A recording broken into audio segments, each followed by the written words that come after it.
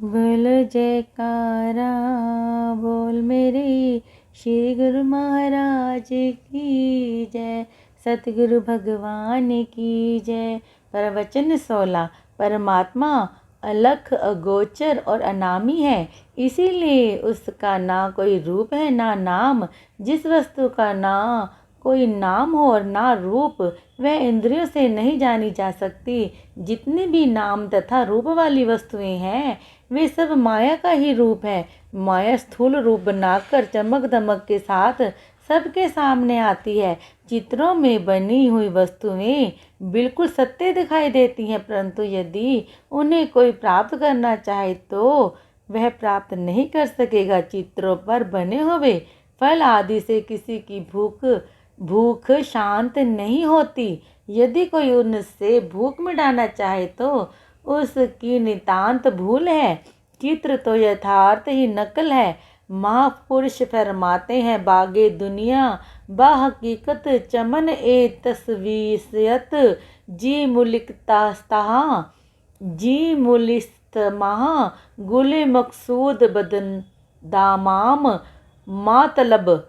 ऐसे ही माया की सब सूरतें झूठी होकर भी सच्ची दिखाई देती हैं, परंतु वह विशेष विचार करना है कि संसार की माया ना किसी की हुई है ना ही किसी की बनेगी। यह जिसके पास जाती है वह यह समझने लगता है कि अब यह मेरी बन गई है, परंतु वह तो पारे की तरह हाथ से निकल जाती है।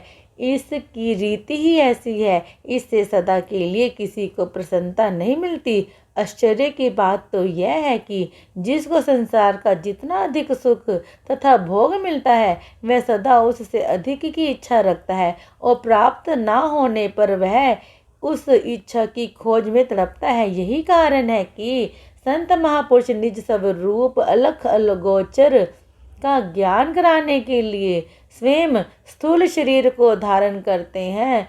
संत चेतावनी देते हैं कि जीव तू माया को स्वप्नवत समझ उस परम आनंद को प्राप्त कर, जिसको प्राप्त करने के पश्चात किसी दुख गम व क्लेश का नाम ही ना रहे। उस आनंद को प्राप्त करने के बाद फिर किसी भी इंद्रियक सुख की चाह ना होगी। संत महापुरुष स्वयं इस आनंद के दाता होते हैं और इसी आनंद को प्राप्त करने की युक्ति बताते हैं। प्रवचन 17।